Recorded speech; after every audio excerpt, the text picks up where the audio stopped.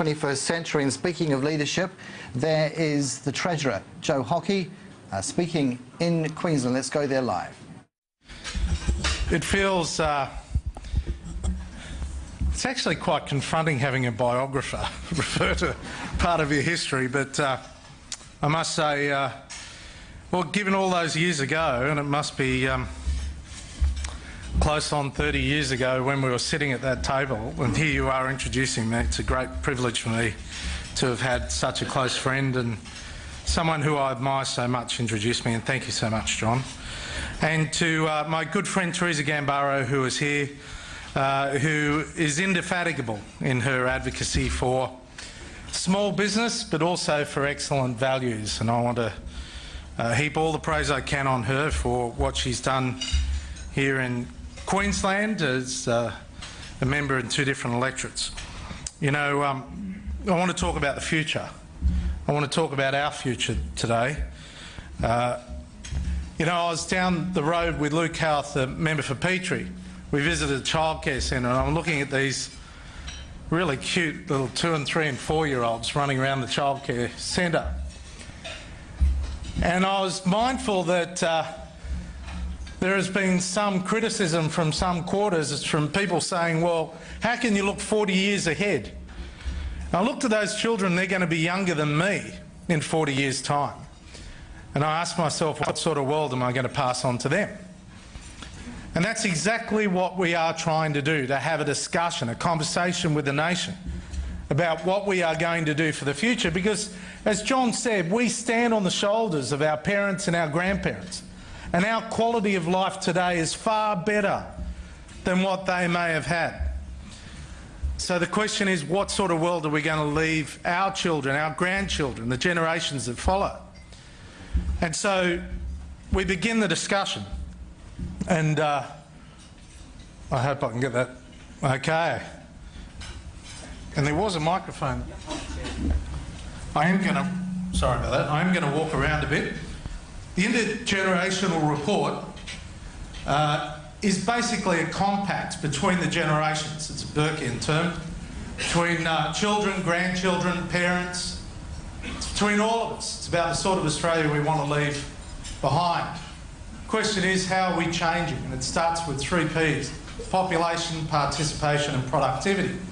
First thing, population. Life expectancy in Australia is increasing significantly. And one of the great stories is in 1965, you see it starts to flatline, where we weren't actually continuing that great run. And then government policy helped to change that by introducing seatbelts and random breath testing. And medical research changed, particularly in relation to heart disease, and then we started the climb again. So the good news is, for a child born in 40 years' time, they've got a better than even chance of living to 100. And yes, John's absolutely right. A few months ago, feels like a few years, a few months ago I talked about Australians, or somewhere in the world a child could live to 150, and it's probable that a child has been born somewhere in the world that will live to 150. And when it was criticised by the usual critics, the irony was Time magazine came out with a front cover that said, could this child live to 142, which was their February edition. The age pension, and the story of this is, when the age pension was introduced in the early 1900s, life expectancy was 58. So it applied to people 65, so you were lucky if you got there, right?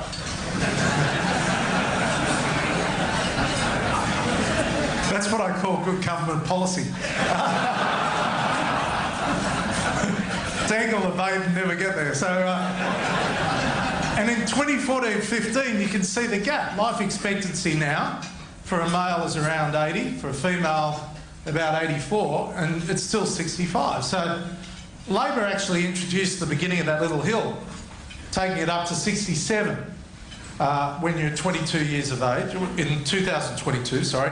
And then we continued the trajectory and said, look, you'll qualify for the age pension at 70 when you're 2035. Here's the number of people turning 100. So in 1971, there were about 100 people in Australia turning 100.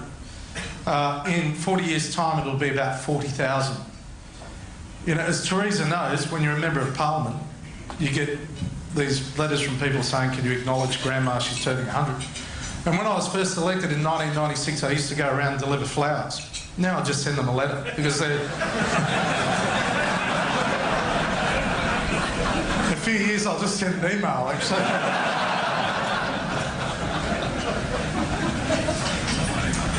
And this is quite a telling story, this one. There will be fewer people aged 15 to 64 relative to each person aged over 65. So the traditional retirement age being 65.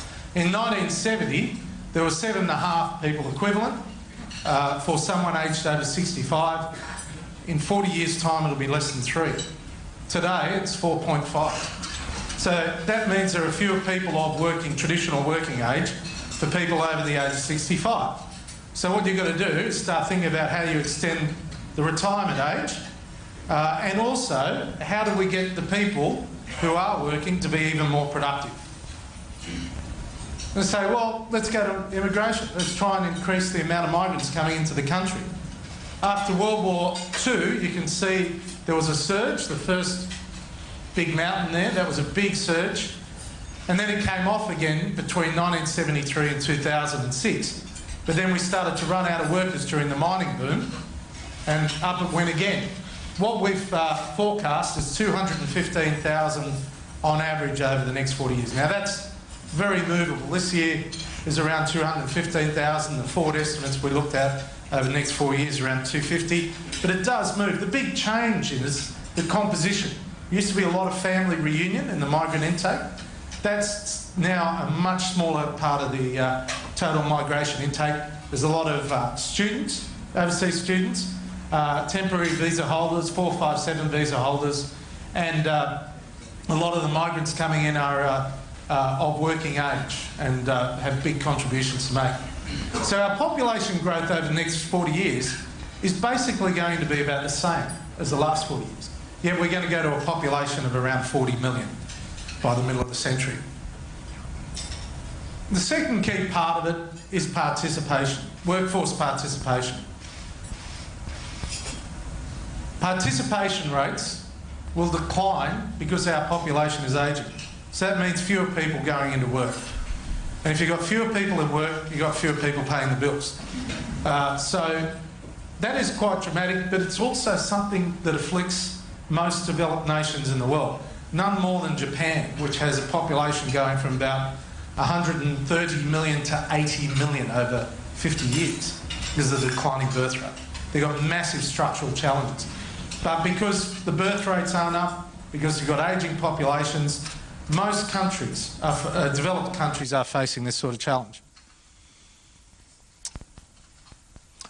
This is the number of people aged 65 and over going to work. And as you can see, in 2003, when we got unemployment down to 4%, there was a call to arms for older Australians to either stay and work or come back to work. And thank God we did, because we saw that mountain start to be climbed. And then with the global financial crisis, people's superannuation came down, so older Australians stayed in work. So that is going to continue. Now, it's interesting, isn't it? Some businesses are changing, some are not. So 1 in 4 workers at Bunnings is aged over 50. And when I went to Bunnings the other day and met a few of them in front of the cameras, I made the mistake of going up to this 83-year-old who works at Bunnings. And I said, how long have you been working? He said, oh, I've been working around hardware for 60 years. I said, all right. And I said, how many days a week are you working? He said, 5. An 83-year-old working 5 days a week. I felt like a real heel, I must say, because, well, he made me feel like a heel for even asking, because of course he'd be working 5 days a week. Well, you know, there are many people who are of that age who want to keep working, and we've got to encourage that and change attitudes in that regard. So how do we lift participation? Well, it's a really important point.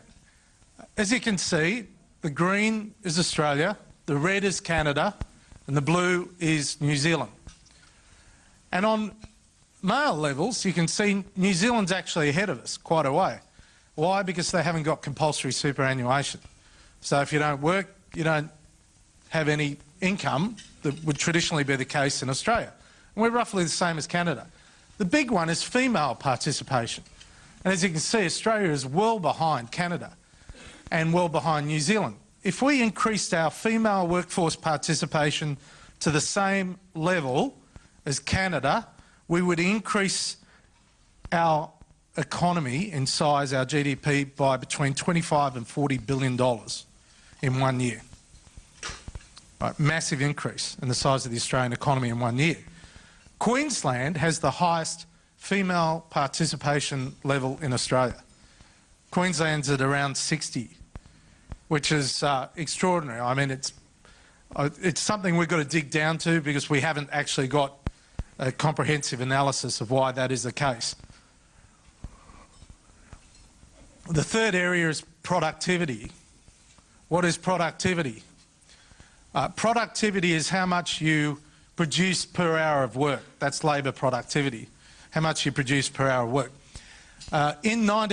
We are today producing in 1 hour twice what we produced in 1970. Now, in our Intergenerational Report, we've assumed 1.5%, which is a 30-year average. That means every year you improve your productivity by that amount.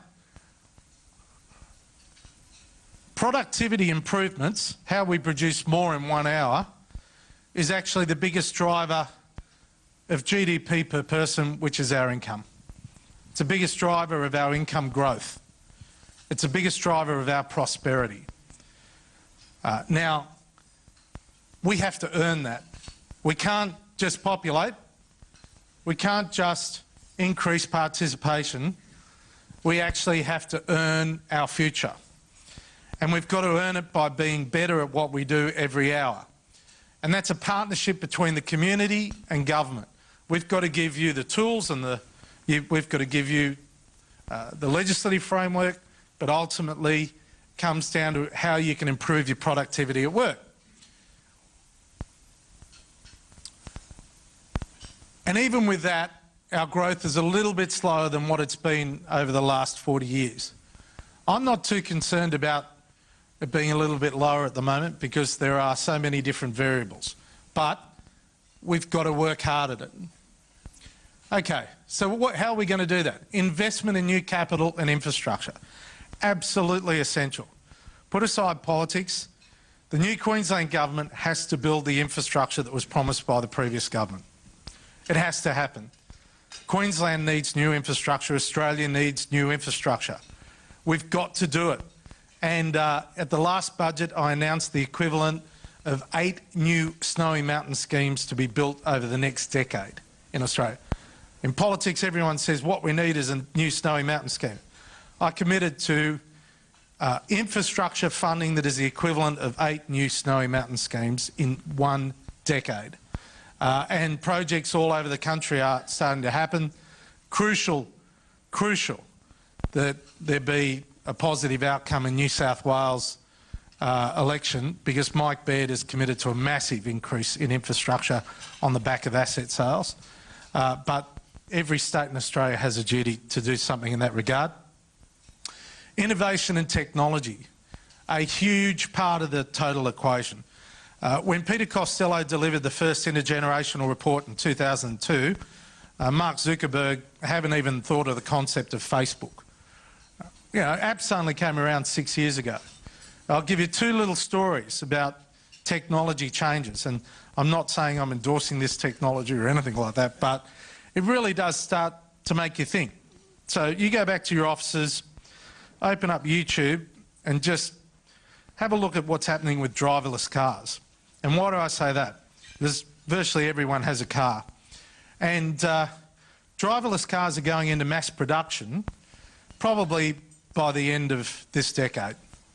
In fact, the head of Ford said the other day they're going to start mass production in 2017.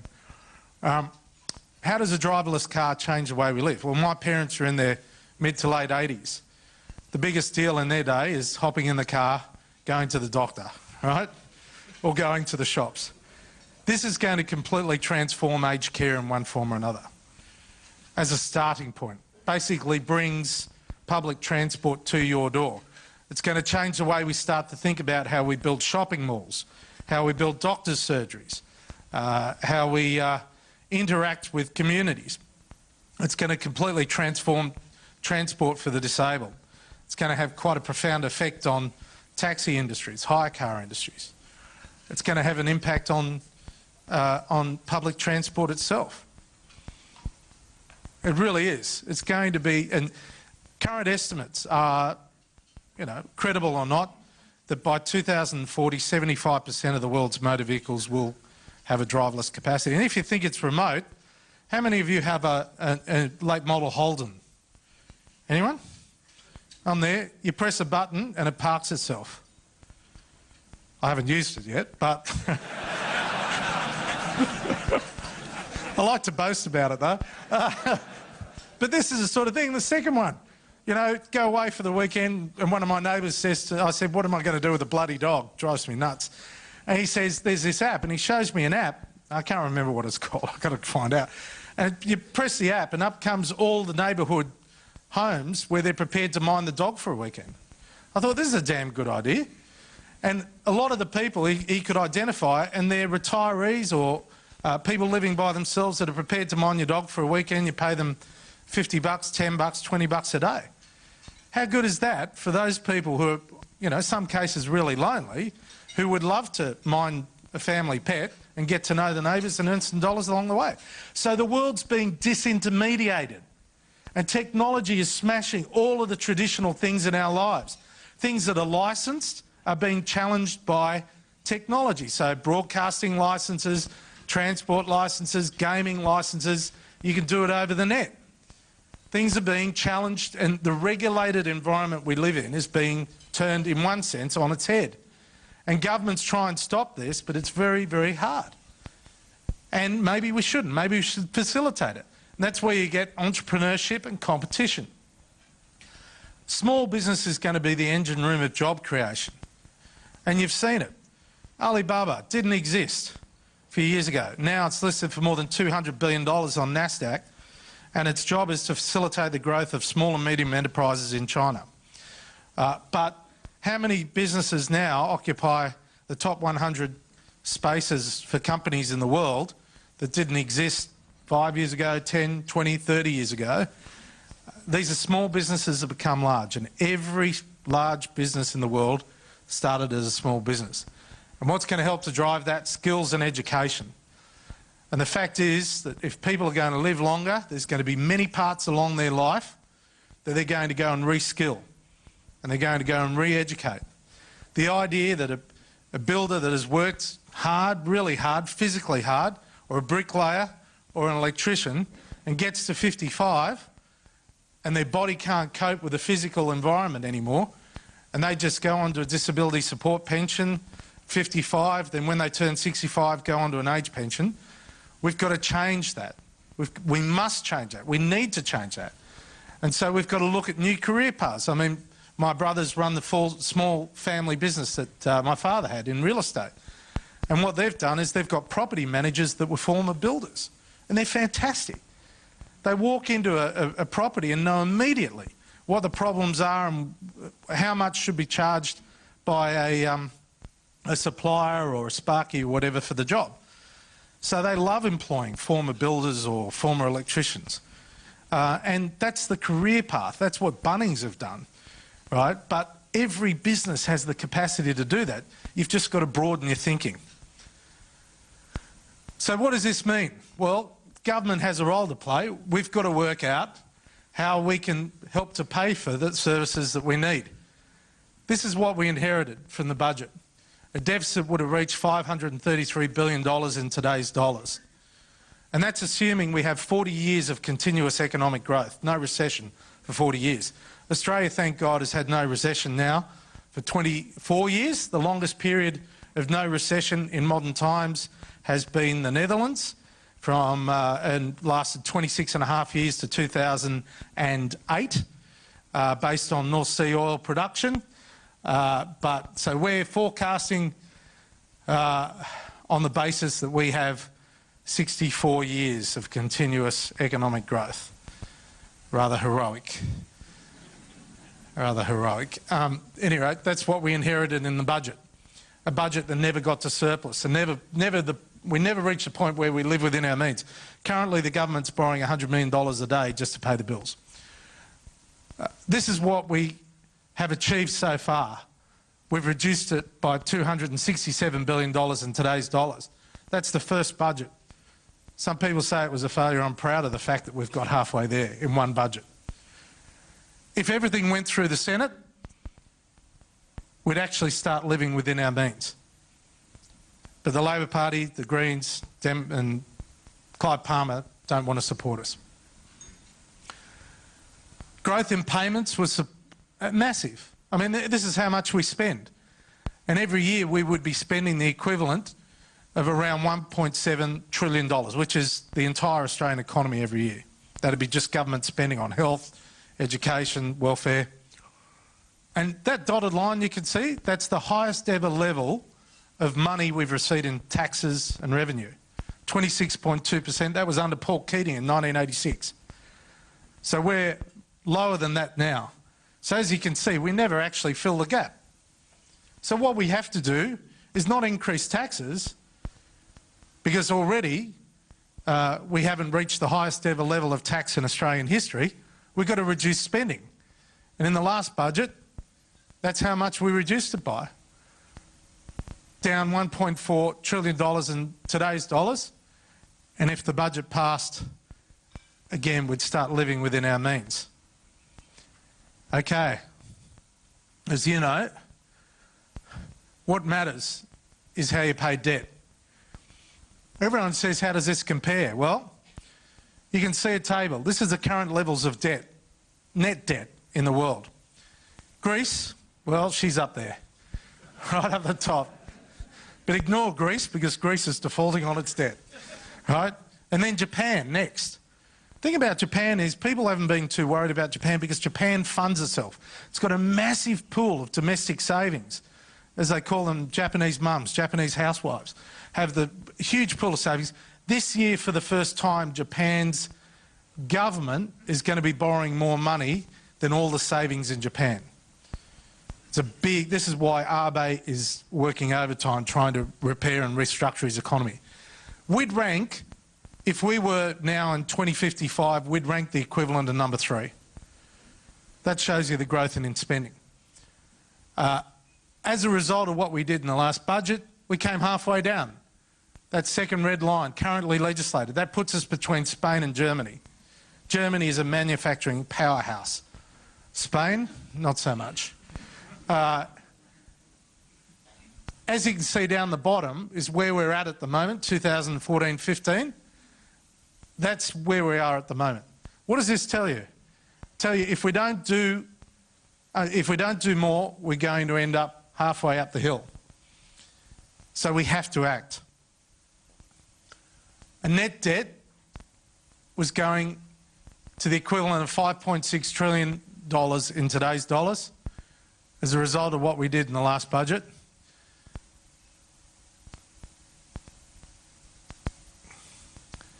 We've come a fair way, but we're still way up. And if everything had been implemented, we actually would have got back to the position we were in 2007. 2007, we had no net debt. Currently, assuming our last budget had been implemented in full, all the unpopular measures, everything had been implemented in full, we'd get back to our 2007 position in 2031. And that assumes uninterrupted growth. So, how do we pay for our future? We need a grey army. Absolutely crucial. And it's about choice. We need people to choose to work. This is really important. We're not going to force people to go to war. We haven't got conscription. But by God, we need older Australians to have the opportunity to go to work. Second thing, that's a really bad slip.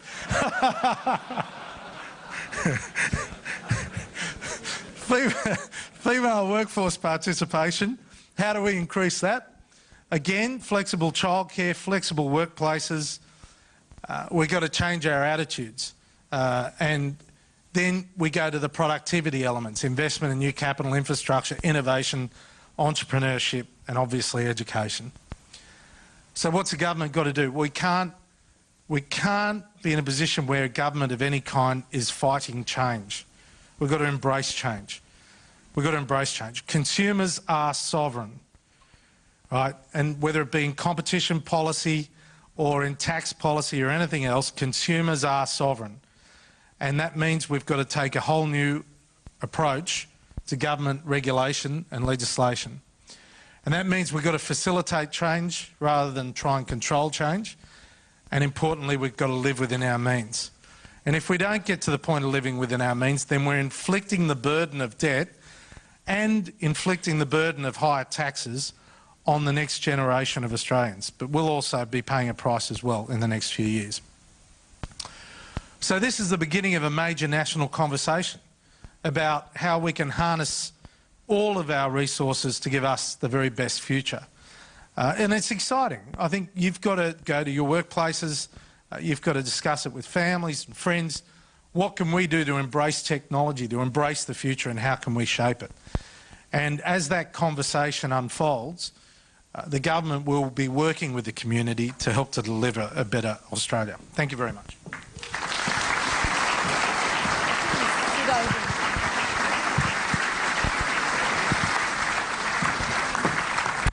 Thank you, Treasurer. And if you would like to ask Mr Hockey a question, if I could get you to stand and put your hand up, and we'll get a microphone to you as soon as we can. Please do that. Don't go home thinking I could have asked a question and I didn't. I'll start the ball rolling, Treasurer, if that's okay. Listening to your presentation, there's some big assumptions in the Intergenerational Report, and you address, you know, both savings and productivity. Now, higher education is obviously key to one of those.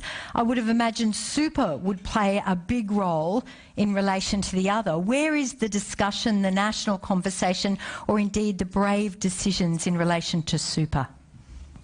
Well, first I'll go back to higher education because you raised it, and we're having that at the moment. And as our good friends at Griffith University know, we are trying to change the higher education system so that we actually ensure that more people who cannot afford to go to university actually get the chance to go to university, but at the same time our universities can compete with the best in the world. But are you going to pass your budget measures? You're asking the wrong guy. I mean, you know, go down the road and see if you can get Clive Palmer on a good moment. But, you know, it's... I mean, this is kind of crazy because the universities are in unison saying this is a very substantial reform. Is there a compromised position on the university in your back pocket? We're trying. All right, superannuation.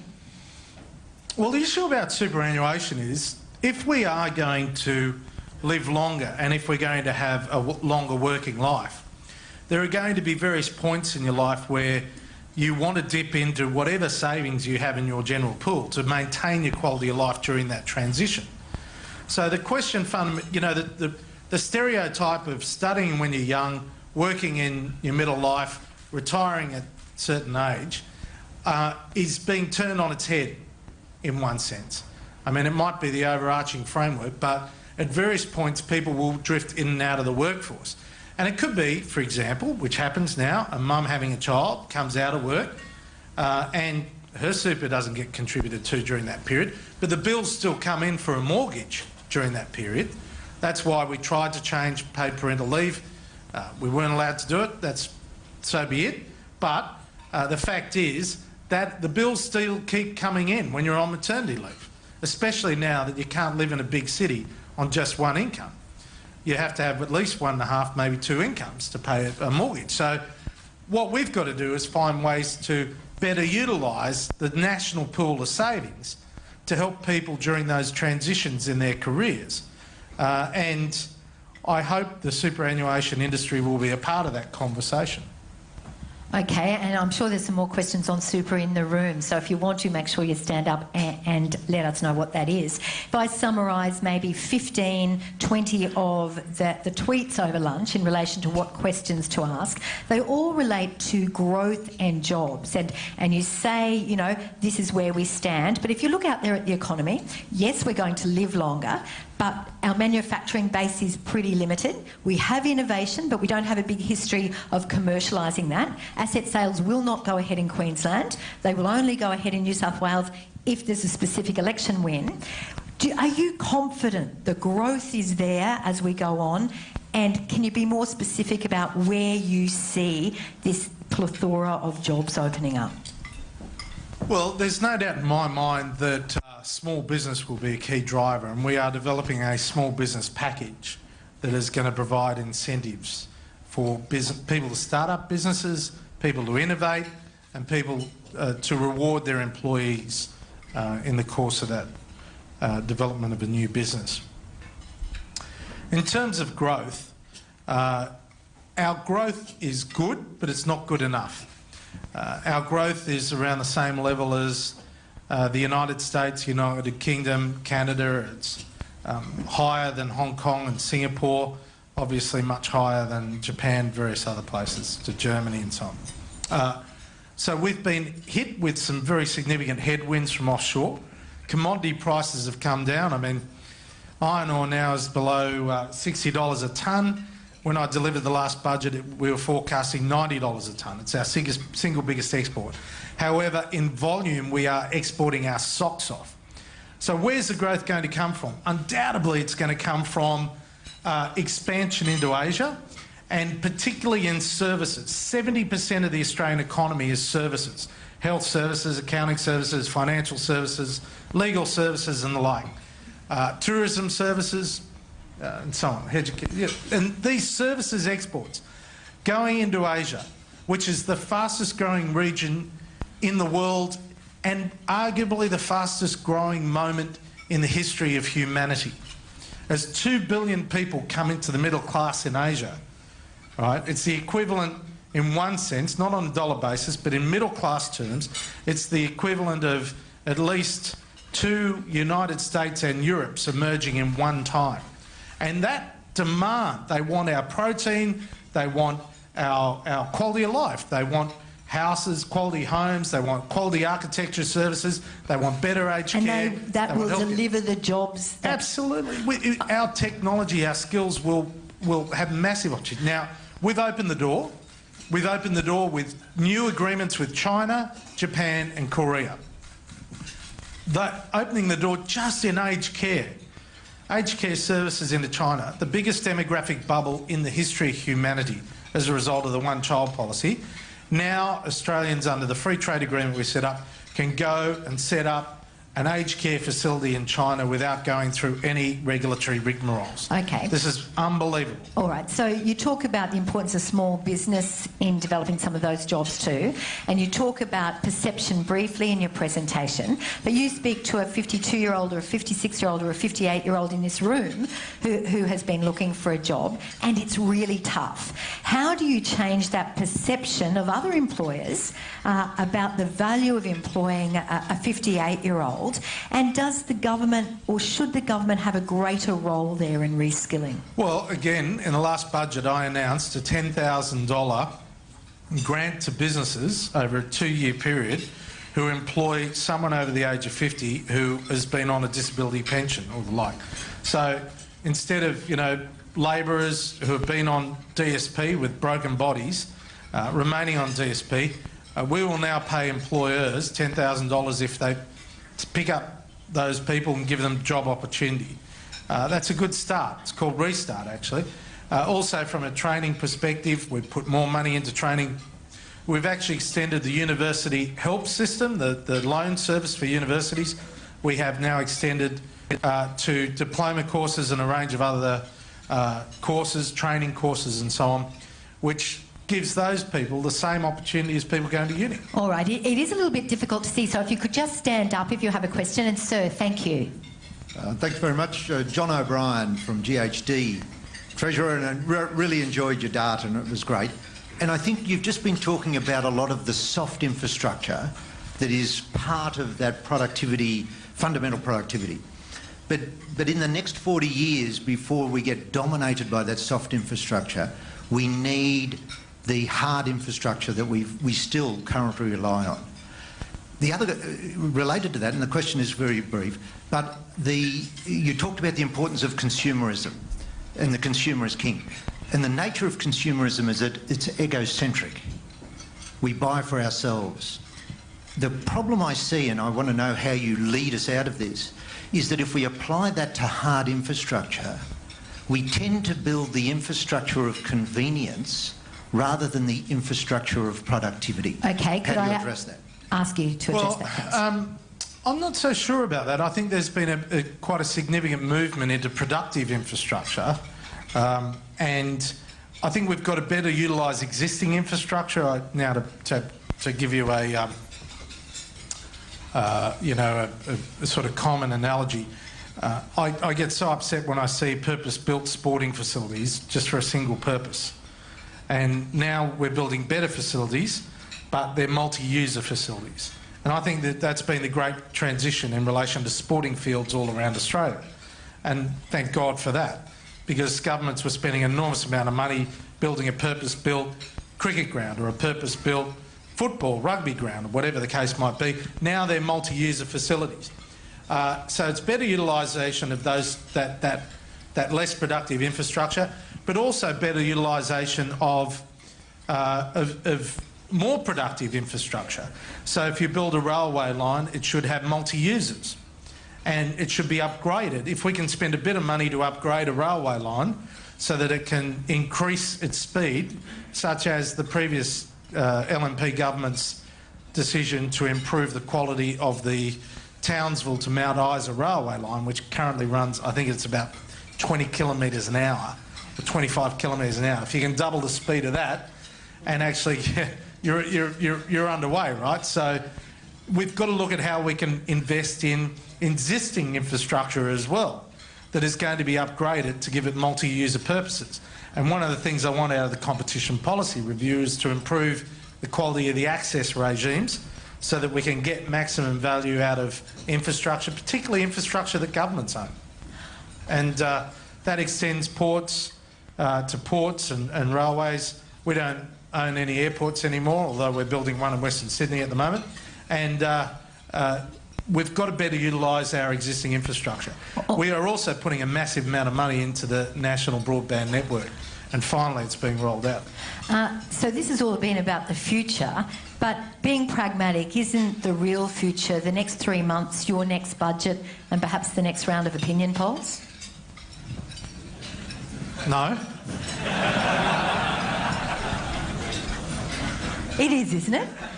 No. Well, the government has just been going, in a sense you've spent... It's like an ABC radio review, isn't it? I feel it's back on. But it's hard to have a conversation with the national population over something as important as this when you're all squabbling around the cabinet table, and your fortune and the fortune of the Prime Minister that you respect very much seems dependent on the next opinion poll. You know what, Madonna, I've been in this business 20 years. As you know, you wrote the book. And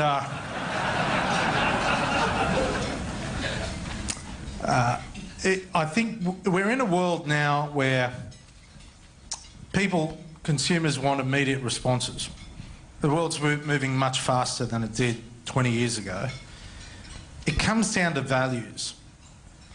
And the criticisms of Tony Abbott and myself, a number of others, the widespread criticism, we haven't burnt down houses with pink bats. We haven't handed out $900 cheques to dead people. We haven't introduced a carbon tax that smashed Australian exports and industry. We didn't introduce 5 versions of a mining tax. We didn't stop the live cattle trade to Indonesia. We didn't have 50,000 people come on boats.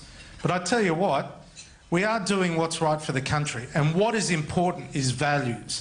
And you've got to be entirely consistent in your values. And there'll always be the critic in politics. There'll always be someone champing at the bit to bring you down in politics. But if you stand and fall on your values, it'll be the right thing to do for future generations of Australians. Okay.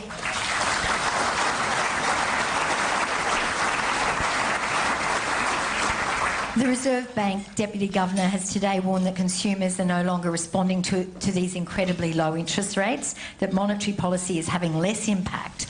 Does that present you with another hurdle? Well, there's lots of challenges. You know, I climbed a mountain, you know, Mount Kilimanjaro. Two of them, yeah, I know. And Mount Kilimanjaro is the one that really hurt. And it takes about 7 days to climb this mountain. It's the tallest freestanding mountain in the world. And you go through various points. You know, in the first 2 days you're wearing shorts and a t-shirt and you're walking through rainforest as you're going up this almighty mountain. And then you get the next 2 days and there's nothing much around, it's starting to get a bit colder and you're coughing up blood, right? And it's pretty ordinary. And that's when they tell you that basically on average someone dies on the mountain every week, which is great to hear halfway up. And then, you know, you get to base camp and you're at about 5,000 metres and you look out and you're above the cloud line, you can see the curvature of the earth. And at that level, your body weight is around 3 times what it is at sea level. You can imagine what it was for me, right? And you do what's known as the Hillary step. You take one step and you're putting all your body weight onto that step to try and drag your leg to the next step. And you're climbing the last 800 metres up and you're as sick as a dog. And you think it can never get worse and it can never be tougher and everything's being thrown at you. How's this related to the Reserve Bank? I'm letting you go. I'll tell you what it is. There will be lots of things that are thrown at us. Falling commodity prices, falling terms of trade, recessions in Europe or war, God forbid, terrorism, God forbid. There'll be lots of things thrown at us. But if we maintain a consistent course and keep going in the one direction, we will deal with it. And in the case of Reserve Bank cuts, one of the big challenges has been you've got zero interest rates in many other countries in the world. Now, that means there's a lot of liquidity out there. There's a lot of money out there. And it's looking for returns. So it means anyone prepared to have a go and make a return is going to get a lot of investment. So I say to the business community of Australia, have a go. Have a go. Interest rates are at record lows. They're probably going to be at record lows for a long time. Have a go, because there's plenty of money awash in the community. It's not government money, it's your money. And use that money to have a go. And I don't know of any other state in Australia that has the capacity to do that like Queensland. I'm really wondering whether Philip Lowe, the Reserve Bank Deputy Governor, got that Mount Kilimanjaro story this morning. Well, I tell you what, I might take him up next time. Yeah. Look, we're running out of time, but you know, you're talking about us all working into our 70s, maybe leaving the workforce, reskilling, coming back in. You're 49, 50 this year, the big 50. Well, what do you see yourself doing when you're 70? I don't think I'll be treasurer. I could have asked that about when you're 50.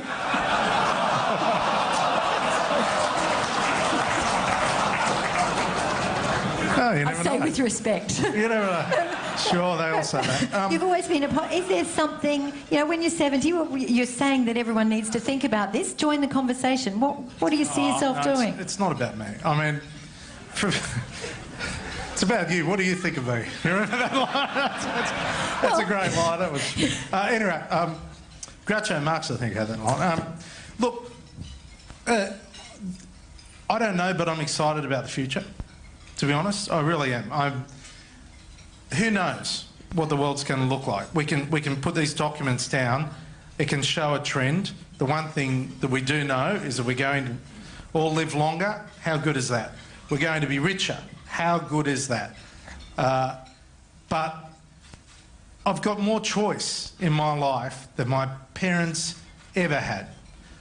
I've got more opportunity in my life than my grandparents or great-grandparents could ever have dreamt of. We are part of the luckiest generation in the history of humanity. Really, we are. And so the question for all of us is, how big are our dreams? That's it. How big are our dreams? And, you know, we live in a great country. I mean, what an unbelievable platform to go forward from, really. It's just a question of how big our dreams are, and from that perspective, you know, I'm dreaming about the next few months, the next few years, and I'm focused on continuing to serve the nation. Hard to find a better place to leave it. Joe Hockey, thank you. Thank you.